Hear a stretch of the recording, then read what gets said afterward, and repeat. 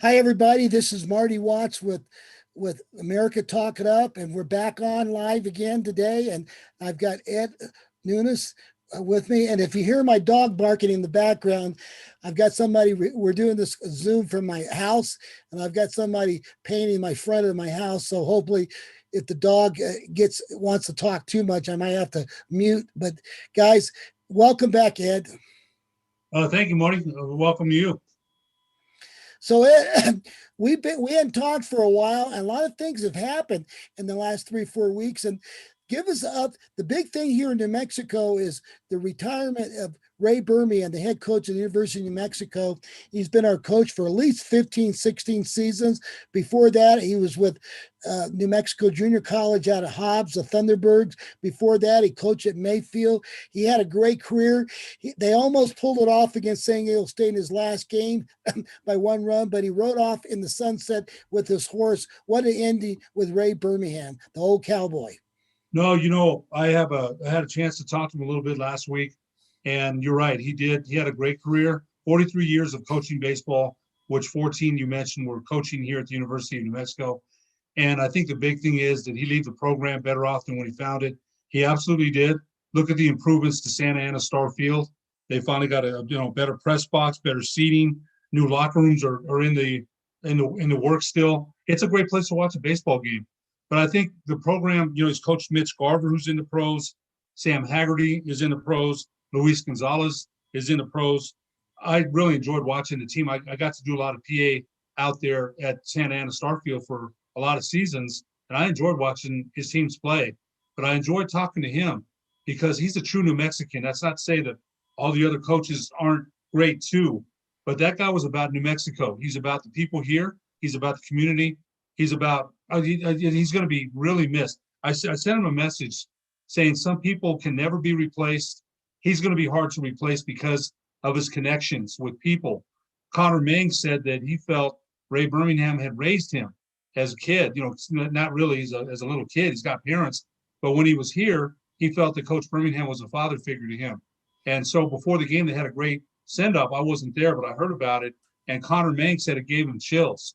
So that kind of tells you the impact that Coach Birmingham had on his players, on the community, on people. Who doesn't like the guy? Anytime that I see him, it's, hey, Cowboy. I called him the other day. He picks up. Cowboy, how are you?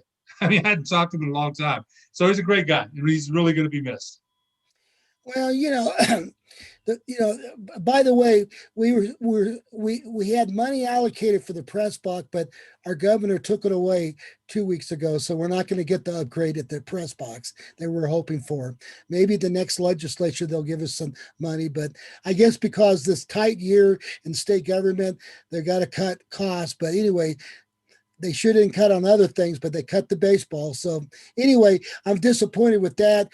Ray deserves a win. It was just too bad he lost by one run, but he'll never be forgotten. He's a guy that does relate to New Mexicans. He's kind of a father figure, but he's considered one of the greatest college coaches in coaching the hitting skills, the technique of hitting, Mm-hmm. and he's very good at that. It's going to be hard to replace nowadays at a mid-university baseball program where you have to go out and raise $100,000. You have to go out and really part of your job is fundraising. Part of your job is being PR. And unlike the Power Five schools where they have other departments doing it, but though baseball coach has to do everything, and that's what Ray did. So it's going to be hard to replace him. Whoever replaces him, it has big shoes. But here's the key: relationship. Ray built relationships in the community of Albuquerque with people who own restaurants, own businesses. They gave him money. They supported him. So the new baseball coach is really going to have a tough job because you have to build relationships. And that's what Ray did. Hopefully, Ray's going to be an ambassador. He told everybody at the university he'll be an ambassador. So maybe he's going to help keep the fundraising going. But the problem we have at the University of Mexico, it's hard to recruit great players. He's done a great job getting the Mexicans, the ones he could, but we had a lot of good ones leave the state. And so hopefully the new coach brings that in. And then the biggest problem we have at the University of Mexico is pitching. Pitching is the thing that's lost us the last 3 years, Ed. It's hard to recruit great pitching because the breaking ball up here in altitude doesn't break. It does break, but not as much if you're throwing down in San Diego or in Texas. And so unless you have a great fastball pitcher, breaking ball pitchers don't do well up here. And he's had a tough time getting those guys. But with that saying, what he had to work with and what money he had to work on, he did a great job. You make great points there. But I think you look at Jason Armbruster, the pitcher for UNM, and he was named Mountain West Conference pitcher 3 out of the last 4 weeks. And I think you need more pitchers like that. That's a good point. Luis Gonzalez, when he pitched here, was a two-way player, center fielder and a pitcher. But you're right. That's the problem sometimes with the Dukes and Isotopes. That's why the altitude here, the ball flies out over here, right? A lot of extra base hits, a lot of home runs. But one thing that you mentioned is the fundraising. He had to raise a lot of funds, and I'm sorry to hear about the press box. That's crazy. That's it's kind of sad to hear that they cut back on that. But the next coach has big fundraising shoes to fill, has big shoes, cowboy boots to fill, right? Has big shoes to fill from the personality. A lot of local coaches, if you remember the baseball coaches, Vince Capelli, Rich Allday, Jim Fregosi, I'm probably missing a few there too. But out of all the baseball coaches we've had here, and all those guys did a great job as well. But who's been the most popular coach we've had here? It's been him, right? The most popular baseball coach we've had has been Coach Ray Birmingham, without a doubt. Not to say that those other gentlemen weren't good too, but Coach Birmingham, you mentioned the connection to the community, the fundraising. There's so many things that the new baseball coach, that UNM athletic director Eddie Nunez, he just hired Coach Richard Patino for basketball, Danny Gonzalez for football, and now he's got to search and find another coach for UNM baseball. Here's the other thing, Marty. If you remember last year, before the pandemic hit, they were winning. They were doing well. They were 13-7. I can't remember what their record was. They were on a roll, and then bam, 14-3. 14-3, and all of a sudden the pandemic hit.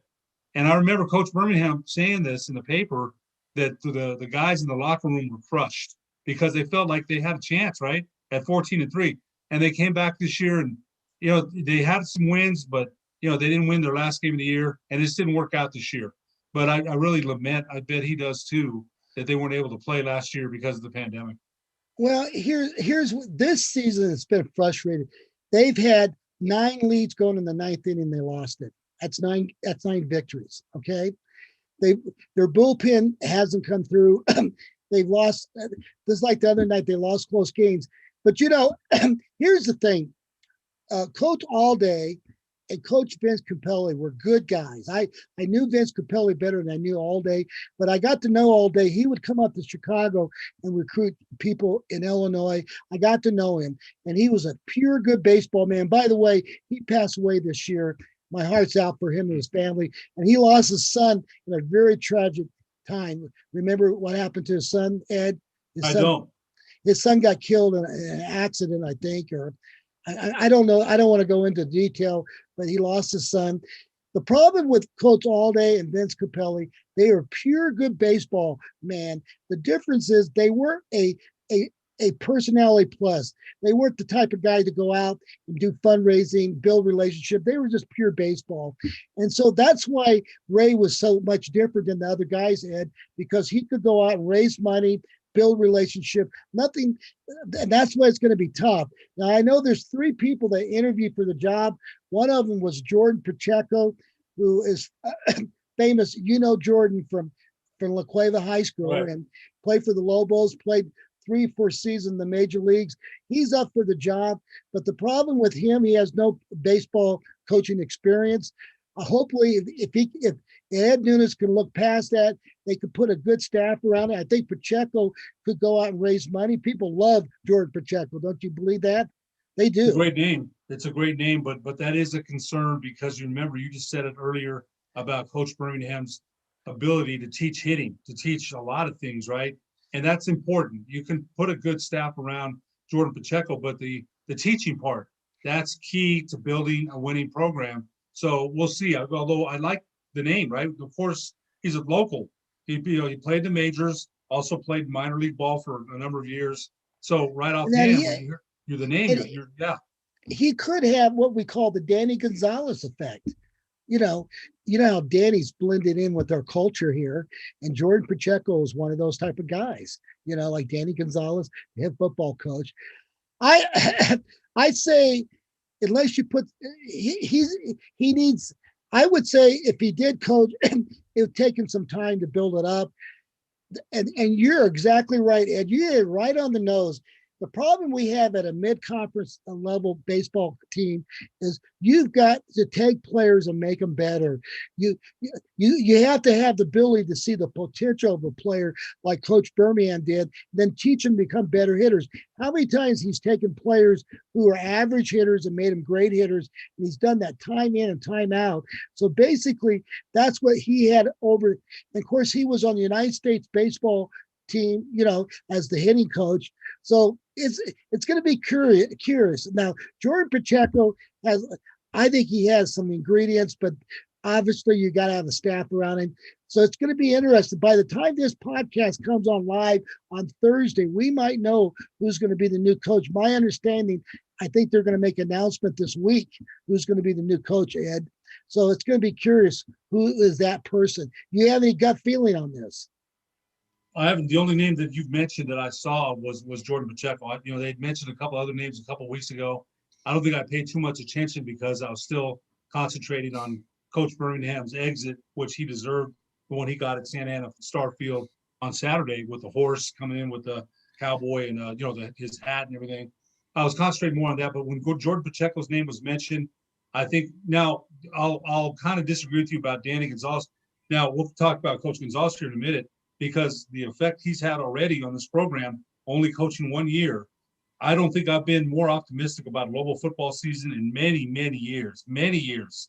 Now, that doesn't mean they're going to win the conference, but you mentioned effect. What kind of effect has he had on the community, on the program, as far as accessibility? He's one of us. Now, that's not saying we didn't love Bob Davie, we didn't love Mike Loxley, Rocky Long. Rocky's not from New Mexico, but we felt like he was a New Mexican. He stayed here a long time. Danny Gonzalez has had a profound effect on just culture, right? On culture of the program. So can Jordan Pacheco, would he have that same effect? But the key thing you just mentioned, we just talked about it, the teaching of the game. I was on a Zoom call with Coach Birmingham this summer, with Gary Tripp, with Richard Tripp, and with Dusty Young. And we were talking baseball. Now, believe me, I'm the last guy in the room. I'm just listening to Coach Birmingham talking about hit and run. When he was watching the San Francisco Giants at Candlestick, you'd have loved it. He was talking about a situation, I can't even remember what it was, and it blew my mind about hit and run, right? The guy, the skull session. So those kind of things there, I don't think we can discount them. Jordan Pacheco will probably be a fine coach, but is that the position you want to throw him in right away without having the teaching acumen that he hasn't acquired that? And you just don't jump into it and I'm ready for it. You have to have many years of experience. So I like the name, I do, but I don't know if he'd have the same effect on the UNM baseball program that Danny Gonzalez has had on the UNM football program. Remember, Danny Gonzalez learned under Rocky Long, Marvin Lewis, Herman Edwards. What kind of mentors are those guys? What kind of mentors are they to Coach Gonzalez? Amazing experience that he had with those guys. Now, it scares me, and I'll tell you this, and I hope it doesn't happen. If this guy starts winning here, man, we got to keep him here. We have to keep Danny Gonzalez here, right? But that's another subject for another time. But as far as the baseball coach, I think Eddie Nunez is probably thinking somebody with experience and maybe bring in Jordan Pacheco as assistant head coach. Maybe that. That's not a bad idea, Ed. And just so you know, people ought to realize Danny was ready to be a head coach because he had all that experience. Coach under all those mentors that you brought up. So Danny wasn't a fluke coming here. He was ready for the job. It was like he was trained to be this job. Where Jordan Pacheco's probably not there. It might be better to make him assistant coach, bring somebody in, but that's another story. But so with that saying, there's some other big news in high school baseball. Why don't you talk about that, Ed? Ron Murphy of Rio Rancho is tied with John Gutierrez for 581 victories all time. He's also coached at St. Pius, I believe Sandia Prep. I can't remember. Coach Murphy's been around baseball here in the state of New Mexico for many years. He's got a great program at Rio Rancho. So if he wins today, that will be his five. I've got the game later on at Volcano Vista. They play Volcano Vista at 4 p.m. And if they win today, Coach Murphy breaks the all-time wins record with 582. And I tell you, I've known Coach Murphy since UNM, and I think the world of him. I think they have a great. They're undefeated right now. They're 14-0 and 3-0 in district play. So if they win today, I think they're pretty sure they're ranked number one or close or number 1 or 2 in Class 5A. So if they win today, Coach Murphy, who is about as classy as an individual as we just talked about with Coach Birmingham, Coach Murphy will be the all-time wins leader in the state of New Mexico as a baseball coach. And how big is that? That's like Holzman, Schock, Tasker, right? That's the all-time wins leader in baseball. That's the same thing, right? So I think it'd be a great moment for Coach Murphy if they win today.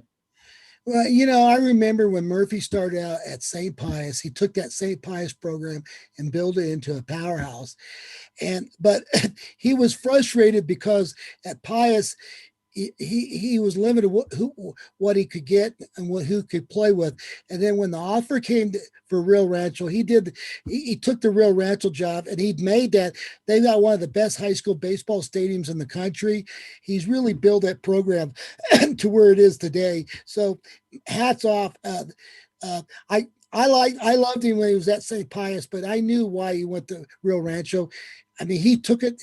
He was another guy that got the legislature to give him some money to build a stadium. He was pretty good at building relationships in the community of Rio Rancho. Another guy, sometimes besides being a great coach, you got to get along with everybody in the community and get them to support your program. And he's done that big time. The stadium, when I go out there, it's impeccably groomed.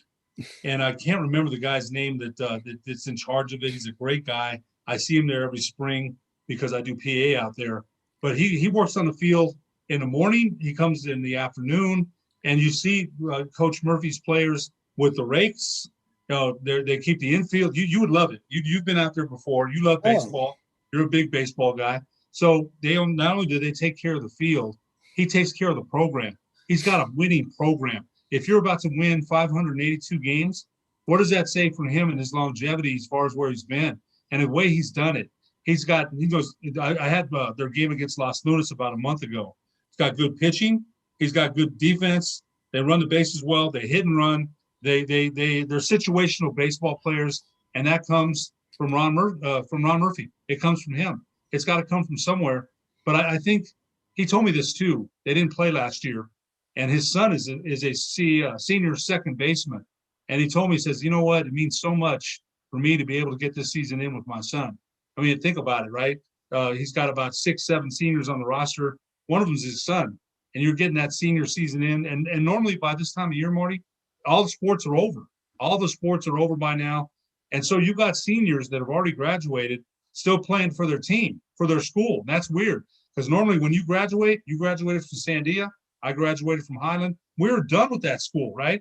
We're done. I mean, we're alumni. We're proud alumni of our schools. You're proud alumni of Sandia. I'm proud alumni of Highland. But it's weird to see seniors that have already graduated going back to play for their schools. Well, what Murphy did at St. Pius, he really built that program. And then he went to Rio Rancho and built a great program. So what a builder. All hats for him. He deserves everything he's done. And he's one of the great baseball coaches come out of the state. He's up there with Tasker, Ralph Tasker and all those great ones, Coach Holzman. If you just want to call it pure coaching, he's there.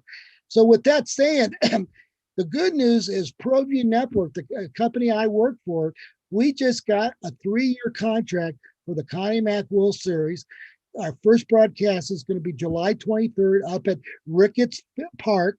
6,422 seats. And by the way, at every game sold out. They've already sold 69,000 tickets, all sold before the first balls thrown. And we're going to be doing the home run derby opening night ceremony Thursday the 23rd. We're going to be there to the 31st. The good thing is we're going to be doing primetime television on Friday, the semis, the 2 games, and Saturday, the final on My 50 Television, statewide TV. First time ever in the history of the Connie Mack. I go back to 1962 when they started playing Farmington. You probably go back to that time zone too, right, Ed? I mean, it's been around for a long time. And, and there's going to be 12 teams. The host team will always be Farmington. Now, we have an outside chance for one of the Albuquerque team. The Albuquerque Baseball Academy is going to Cheyenne, Wyoming on July 7th for a qualifier. If they can win up there, they'll be able to be in the World Series. But right now, we know the team from Cincinnati, the team from Orange County, the team from Dallas, the team from Georgia are already qualified. So it's going to be a great tournament. And I'm looking forward for you being up there. We're going to be part of that whole thing. We're going to be starting on the 24th. We'll be doing pool play from 3 different stadiums. That's never been done.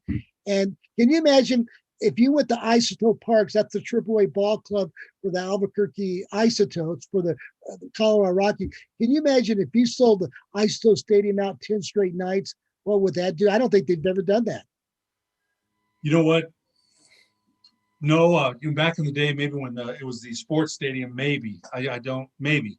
Back in the day, if you remember, and I'll talk about this real briefly, 25-cent beer night, 10-cent beer night, those events might have sold out. But when you're talking about Connie Mack Baseball World Series, it didn't play last year, right? How big? Everybody I've talked to, and I said that ProView Networks has got Connie Mack, and if they played baseball, they said that is big time. That's huge.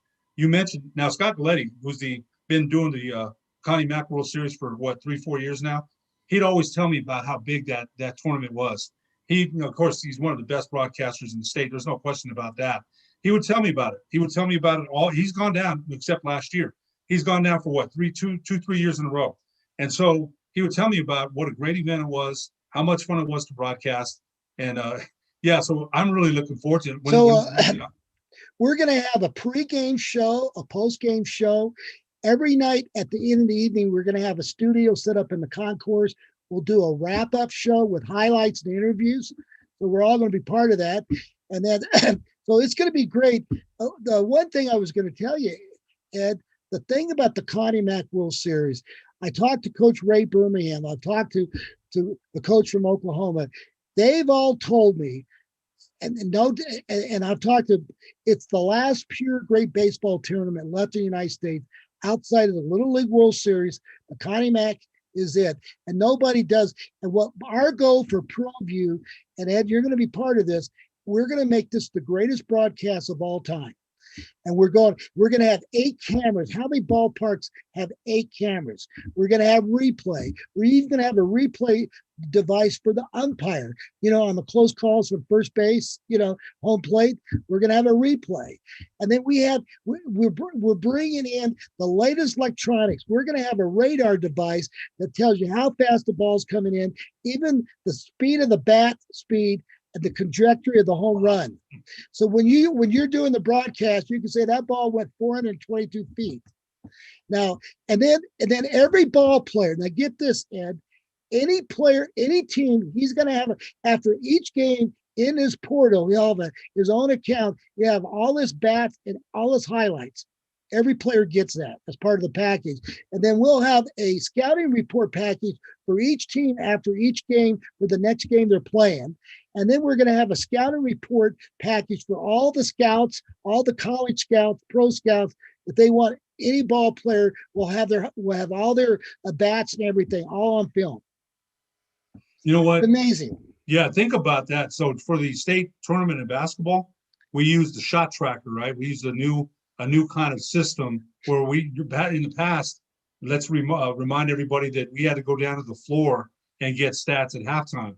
We had to go down to press row, run down. Dana Childs was great about that. He'd go run down there and get stats, right, and bring them back up. So for the state tournament, we used shot tracker. It had everything: field goal percentages, turnovers, assists, and I didn't have to move, right? My son and I did the 4A championship, and my son's right there. And I said, "So, okay, coach, What's the stats? Bam, it's right there. So what you just mentioned right there, I can't even, I got a big grin because we need those stats, right? It's going to give the listener and viewer everything they need to know about the game. We're going to have a broadcast truck. We're going to have graphics guy, Ed, so you'll have highlights for every game. And then the wrap-up show is going to be a big highlight show. So it's going to be pretty good. Hey, guys, we've got a break for sponsors. Hey, Jimmy, are we ready to talk about our Redux environmental project? Can we put that on, Jimmy? Are you ready for that? We're going to break for our sponsor. I want to tell everybody, Everguard Roofing and Solar is one of our sponsors, and we want to thank him. I think we're going to put up a little video. I'll wait until it pops up on the screen. And we want to thank Route 66, Stream Clean, and all our supporters. We want to thank Geckos on Central, all these Route 66 restaurants. We've got the Antichoke, the Artichoke Cafe. We've got Artichoke Cafe, not the Artichoke. Artichoke, I got it wrong. But with that saying, are we ready for our video? Now, folks, with this pandemic going on, and even though the virus is out there, and if you have your vaccine, I think this video is going to help you really feel safe about your house and wherever your business is. So are we ready for it, Jimmy? I'm waiting for him to put it on. And I think he'll come on here in just a second and watch this video. And if you're not impressed with this machine plugs in a 110 outlet and it kills everything in 3,000 square feet. Here we go.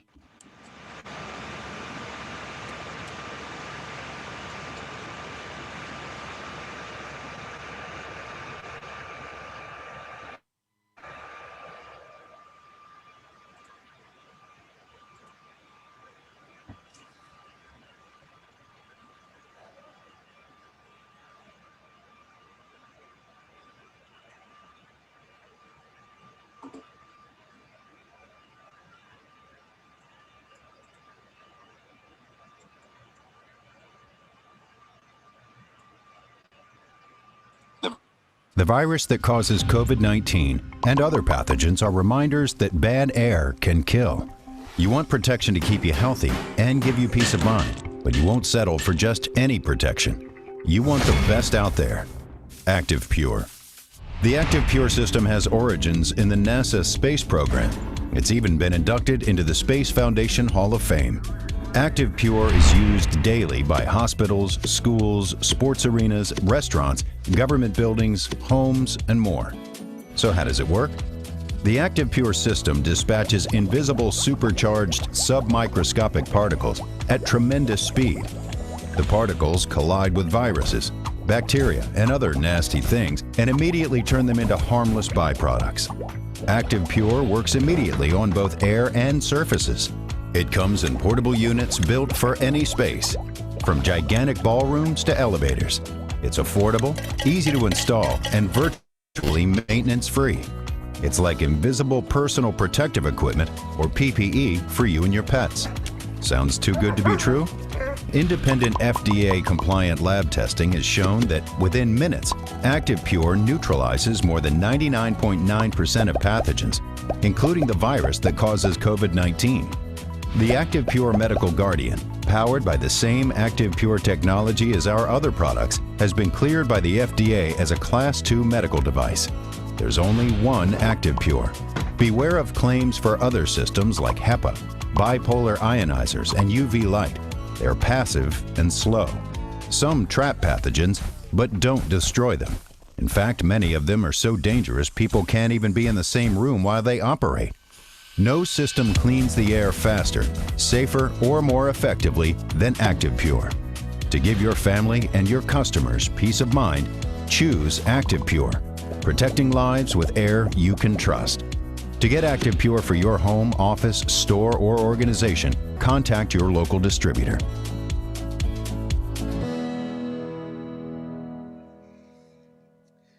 Well, Active Pure is probably the best device you could have for any home. It's about the cost of a laptop, and I'll be honest with you, it does kill everything. We're getting great reviews from restaurants, building offices, and so it just does it. It does the job.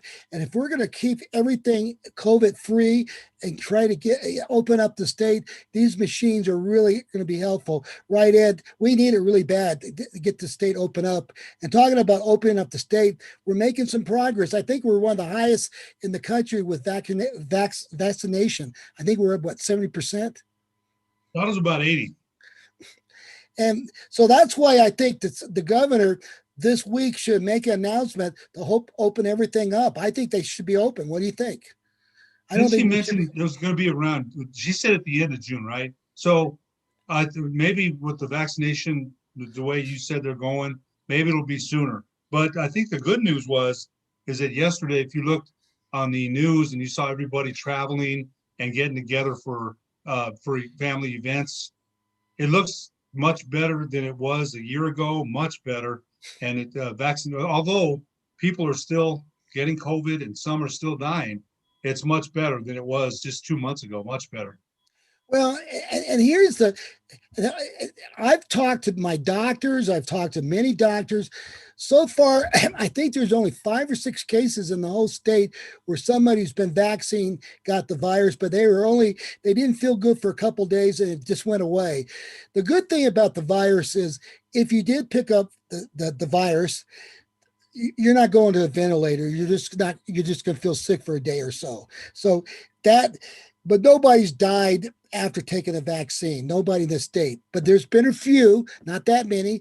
And as far as I'm concerned, I think we're at the point where I know there's a lot of people who won't get the vaccine, but I think when we get to 75%, I think we should be at herd mentality, right? We should be able to open up I think we should open everything up right now. And sure, people should have caution. If I was going to be at a big picnic where there's thousands of people, I'd probably be careful, right? I'd stay my distance as much as I can, or around people I do know. That's kind of how I'm going to look at it. What do you think, Ed?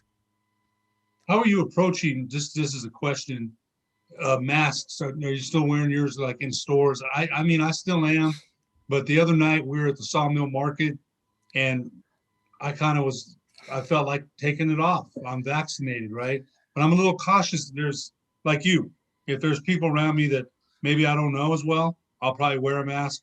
But that night I felt sort of liberated not wearing one. But mostly, how are you approaching that when you go into stores? What are you doing? Well, I'm not wearing my mask going to the grocery store. I stopped that this weekend. But when I go to Walgreens to get a prescription, I'm still concerned about people being sick, going to the doctor, prescription. I am wearing my mask to Walgreens. That's about the only place I'm wearing it. I did go to a restaurant this weekend and walked in and took my mask off. Nobody was wearing a mask. So I'm being, but they did have the table 6 feet away. So I'm being cautious. But right now, the only place I'm kind of wearing a mask is to Walgreens, only because when you go to to medicine, you see a lot of people sick going to get their whatever. So I'm being cautious there, but I went to the baseball game this weekend at Lobo Field. I went to some other baseball games. Did you see anybody wearing a mask? I didn't see one. I saw one person wearing a mask at a baseball game, and the guy was in a wheelchair and he was 81 years old and he wore a mask. And my understanding, he didn't have a vaccine. He didn't want, I understand that. But the people who are dying right now, the 3 or 4 people a day, they're all 70 plus people who had conditions, Ed. So the virus, the vaccine, now who knows if we're going to have a booster shot. But right now, I would think by the time we get to Lobo football season, August 28th. And of course, our first high school game we're going to do is August 19th. You'll be ready to do the broadcast for August 19th. I think it should be open up. I It's don't think funny that, though. Think about this for a second. August 19th, first high school broadcast. August 28th, first Lobo football game. The March through June. Now baseball will end in June. We're doing Connie Mack in July. So the guys who do all the hard work and along with you and selling the product, right? Jay Pohl, Alden, Josh Brown, Dana, Will Powell, Andres, and the cameraman who did great work. That's wow. That's such a short turnaround for us. Usually during June and July, we're not doing much, but not this year. And then next year too, right? Because you got a 3-year contract with Connie Mack. So right. usually in July, we're kind of relaxed. And then Western's first home football game is September 11th. So that's the first high school broadcast, August 19th, and then Western New Mexico, they open up September 4th at Adams State, and then September 11th at Western New Mexico. So what are we? June, July, August? I mean, that's 3 months away. And then with Connie Mack, and I'm glad we're busy like that. I'm glad. I think it's great. Well, they sold every ticket out at Ricketts Park. Rickett Park hosts 6,423 seats. So they sold it out. A lot of businesses bought tickets and stuff. So we don't know. Probably the evenings will have big crowds, but they're anticipating we can have a parade this year on Thursday, the 23rd. They're going to have a downtown parade, so they're planning on being wide open by July 23rd, unless there's some reversal with the virus. I see Lobo football as many people should go to the Lobo football game as possible by August 28th. Don't you agree? You know what? Like I said, this is the year of optimism for me. They've got a good quarterback transfer. One of their better running backs did enter the transfer portal, but my understanding is he kind of Nate Jones, he kind of wanted things his way. That's my understanding. It's too bad. He's a very talented running back, but they've still got talent at the running back position. They got a transfer from Missouri on the offensive line, Jack Buford. And just hearing him talk, he said, we're not going to be out physical. I don't like that. I loved it when I heard that. I'm like, wow, we're going to be physical on that offensive line. We need that, right? And I think the defensive players he's brought in, and now I don't think I've been as optimistic for a season in a long time. Been a long time now. Bob Davie, remember, he was 9-4 and did go to win a bowl game. He did, and he had speed in the backfield, man. He really did. Daryl Chestnut, he had some great Tavion Gibson. They had some great speed back there. They did. That option killed people. Triple option killed people. But I'm talking this year here. He's got some guys that I think are changing the culture as far as the losing, right? Now, they did win 2 games, and they won the last 2 games of last year. But I'm telling you, I can't wait to be out there August 28th. I've got to cram it around Western. But when I'm in town, I'm not going to miss many games. My question is, are we going to have an open football stadium where anybody can go to the game? I think you are. That's my question. You're saying yes. I would be. I'll tell you what. Right now, in June 1st today, if it's a no by August 28th, how disappointed are we, man? We're inching towards everything opening up. I would be shocked if we. And then you just mentioned Connie Mack. It's all sold out, right? Yes. So why in the heck would we not be open by August 28th here in Albuquerque? I know one thing. People up in San Juan County is more of a conservative Republican county. They don't like the governor because the governor's been really tough, and of course the oil business is being shut down on federal lands. But they really, this is their thing. The Connie Mack puts them on the map. Now think about it. Outside of the Indian ceremonies, that when they come in, the powwow, and outside the state fair and the Albuquerque Balloon Festival, you know what brings in the most people outside of those 4 events? Connie Mack World Series.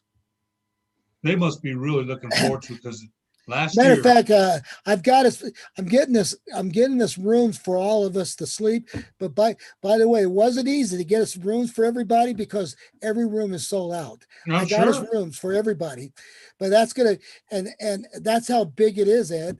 And so if they took that away from them, they were disappointed because they didn't have it last year. The town's going crazy right now to have this Connie Mack. And when we get up there, we're gonna have a lot of fun. We'll get to meet all the people up there, all the baseball people. For just pure sports, we're gonna have a great time just being around all those people. And Ken Griffey's played in there, Machado, all these great players have played in the Connie Mack. Even Bob Feller goes back to the 1930s playing the Connie Mack World Series. Now, Connie Mack was the Philadelphia Athletics manager, and he died at 96 years old, 1956, but he managed that team from the late 19th century all the way to 1950 something. And he owned the team, he managed the team, and he was the last guy to wear a business suit. Most managers wear a baseball suit. He's the last guy. And I've seen pictures of him wearing a bow tie. Yes. So he's the grand old man of baseball, and like the baseball coaches and the baseball scouts will tell you, it's the greatest pure tournament left in the country. Baseball amateur tournament, unless you want to count the Little League World Series in Pennsylvania. So that's how big it is, and so that's why I think if it's not open by July 23rd, I'm going to be disappointed. Yes. I mean, we're going towards that goal. The governor said by the end of June, and August is 28th is 2 months, more than 2 months away. So I would expect this to be open. It's great history about the Connie Mack World Series. And yes, I remember seeing those old photos of Connie Mack with the mustache and the suit in the dugout. And they used to say after that, you'd see a lot of guys and managers like Tommy Lasorda and Lou Piniella later, and then Earl Weaver, Billy Martin, all those guys coming out with their uniforms. And Billy Martin, man, I think of Billy Martin and Earl Weaver. Man, those guys were pistols, kicking dirt on umpires. They did. So anyway, I used to get a kick out of seeing those guys in their uniforms, man. Joe Torre, right? They say there's going to be 121 head baseball coaches up there. Every scout in the major leagues will be there. So, Ed, we have plenty of materials for our wrap-up show, our post-game interview. We'll be able to I think most of the Big 12 head coaches are going to be there: Oklahoma, Texas A&M, Texas, Arizona State. So, boy, I'm going to put you to work. We're going to have a post-game show. We got a wrap-up show each night with highlights. But, boy, do we have some great talent to interview. Think about what you just mentioned, the people that are going to be there, the scouts, the coaches. It's like a who's who of baseball, right? And so I think I'm really excited. When I heard that we were going to go down there, you mentioned one of the premier tournaments still left, along with the Little League World Series. The Little League World Series has been on for years. Now, I got to ask you this. Maybe you don't know the answer. I don't know. Has the Connie Mack World Series ever been televised? It was on Fox Sports Arizona about 4 years ago. They had some games on Fox Sports, but not, but the game's never been televised statewide television.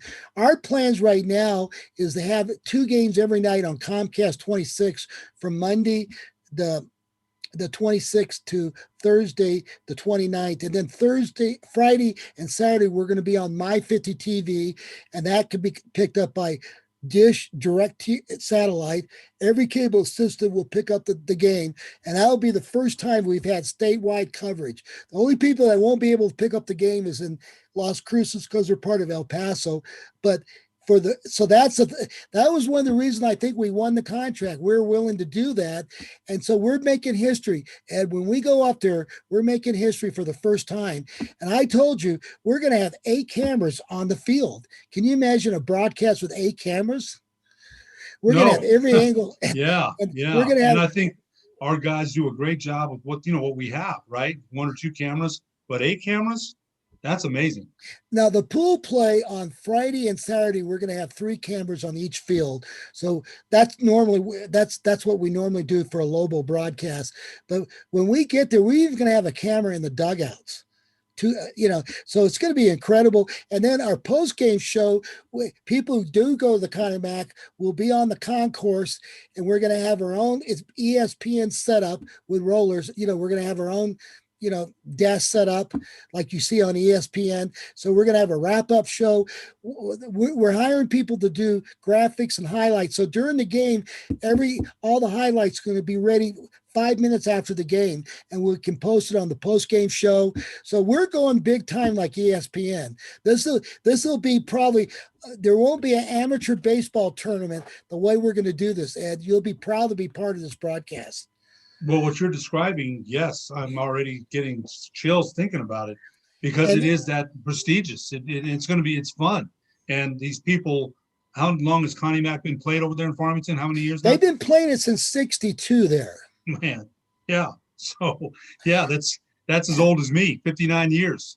They have a ticker tape downtown parade that goes through the parade on Thursday. Now, Friday night, we're going to go with the home run derby, and then we'll have the opening ceremonies. Just like the All-Star game, we're going to have a home run derby, and then we're going to have a manager fungo derby. So it's going to be fun on Friday night, on Thursday night. Friday, we start pool play at 3 different stadiums, including Ricketts Park. And then Sunday night, we pick up the broadcast. We go all the way to the finals on Saturday, and Friday and Saturday we'll go statewide. We'll be on Comcast TV locally from Monday to Thursday that week, and we'll be doing 2 games. So we'll be doing Comcast games. So and then every game is live streaming. You can go up. It is a pay-per-view live streaming. I think for $19.95 you can watch the whole tournament for 10 days. Who's not going to want to watch that tournament? Who's not going to want to watch? If you love baseball. So think about it. Yeah. If each team gets 5 games, so if your kid's playing in 5 games, it comes out to about $3 or $4 a game to watch his kid play. And we're going to, and with all these angle shots we're going to have, so it's going to be incredible. And I would say this is that we're going to make it the greatest broadcast of all time. And when I say that, Ed, I mean, you know me, why not shoot to be the greatest? I mean, why not make it the greatest broadcast? Now, the reason why I think we have experienced people. Our crew. We've got guys that have been with us for 7-8 years. We've got Drew Apodaca. We've got Josh. We got all these great guys, Josh Luna. We have so many great camera guys. Look at the crew we have. And I'm hoping I'm going to entice Andre Trujillo to come up and work with us, but we're going to be up there for 10 days and we're going to have and our crew is experienced. So we're not putting an amateur crew up there. The talent play-by-play guys we have. Incredible, including you. And so this is going to be, so we're not putting any amateurs in this broadcast. And for the first time, we're going big time for broadcasts.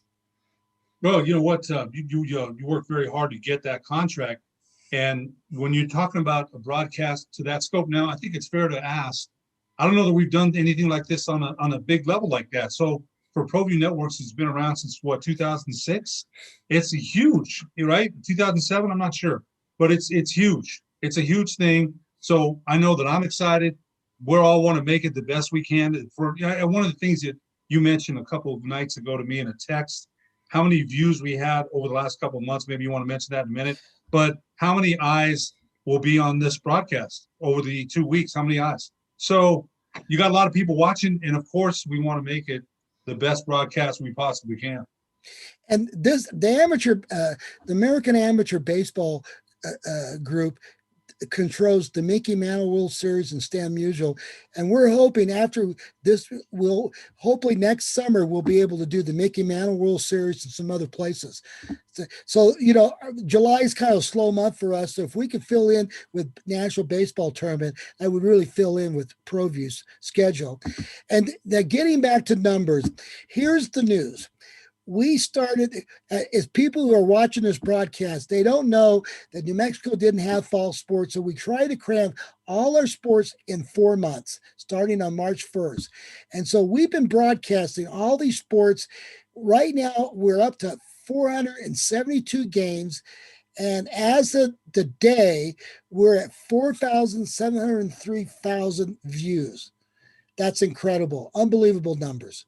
473,000 views. Well, if you think about it, the fans were only allowed in about April, mid-April. They finally let them start coming in. So I think their views, like you mentioned the other night when I got that information from you, I was amazed. That's incredible numbers for us. And I think we just continue to grow and get better. Yeah, and what that's saying, that's incredible numbers.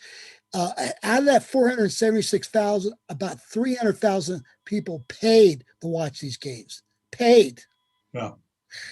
Now that nobody's ever done this. Now we're I'll let you know next week. We're doing research to find out, has anybody ever done this in the history of prep broadcasting? And right now, I don't think anybody's ever done it before. So we'll find out by next week. Wow. Yeah, you know what? That's going to be interesting. Again, just a crazy year with COVID. And thank God we got the sports in. I was just talking to a Cleveland softball coach, Angel Castillo, on the sports desk this morning. And for a while there, it didn't look like we are going to have a season, right? And then March, April, May, yeah, jamming all these seasons into one. I'm just so glad. Football, I'm sorry they didn't get to get the championships in, but they did get the season, half a season in. And then you mentioned we're still running, right? We're going to stop in June with baseball, June 25th, and then less than a month later, it's Connie Mack. The football broadcast on August 19th. Western New Mexico opens up September 11th. It doesn't stop. Yeah, so our last game is June 26th, Saturday, for high school sports, and then within another 3 weeks, we're at the Connie Mack for 11 days up there. Okay, and then that's going to be done by August 1st, and then within 19 days, we're back doing football. Our football season starts, and we'll be doing the Friday night game. We'll probably be doing football on August 18th on Thursday night, but we'll be doing these games, and then we're back to college sports, and it's going to be a great season. And hopefully, with this pandemic, will be a memory in the future. We'll never forget it, but hopefully it'll never happen again. But I will tell you this, I think we broke the all-time record. I don't want to say we are, but I doubt anybody did as much as we did in 3 months. Can you think of anybody out there doing as much as we did? Well, I'd like to know if they did, who it was. I think the other thing that I want to mention is you mentioned football starting August 18th. Connie Mack ends what, July 31st? Is that the last game? Yeah, on Saturday night, July 31st. So think about this. The next 2 weeks, we're probably going to be covering two-a-days, right? Covering 2 days for high school. We didn't do that last year because we couldn't, but we're going to cover 2 days to see where these teams are. So yeah. So we're going to but the Connie Mack's going to be a good thing for us for the next 3 years. We'll be able, and if we hit we're going to knock it out of the ballpark. If we hit all the marks, people are going to be wanting to watch us every year. And for the first time since you and I have lived in New Mexico, the New Mexicans will be able to watch the Connie Mack live on Friday and Saturday night, statewide. We've never had that happen before. That's huge. And even though they did have the game on Fox, Arizona, but that just reached certain cable stations, but nobody's had statewide television. So it's going to be great. And so I'm looking forward to it. Hey, Jim, I think this is a good wrap up. Ed, you got anything else to say until next week? No, you know what? Just good to see you again. Glad we were able to do it. I know you've been busy. I've been busy. Jimmy is a great producer, a great guy, and I'm glad we were able to get the show in today. So it's great and good to see you back, Ed. And folks, we still got 30 days of sports to cover, and I'll tell you right now, that's going to be a great baseball softball tournament. I can't wait to watch it. My only problem, Ed, is we could have some 90 to 100 degrees days possible. You know what? We've had a few of those. Last Friday at Rio Rancho was a little bit cool in the shade, but last Tuesday at Volcano Vista, a little bit warmer. Today, I'm going out to Volcano Vista, about 84 degrees, not too bad. But yeah, it's been a little warm. In Lobo Field, it was, even though it was 88, 90, but they have no shade at Lobo Field, Santa Ana Field. So that's good. I think that's where the finals are going to be. So anyway, it's going to be tough. But I'm glad the kids are playing. The most important thing, the kids are playing. Absolutely. And folks, with that, Jimmy, I'm ready to wrap it up. This is Ed Nunes, my co-host, Marty Watts, and we want to tell everybody to check America Talk It Up on Facebook and YouTube. Hit the like buttons. So Jimmy, we're ready to wrap it up.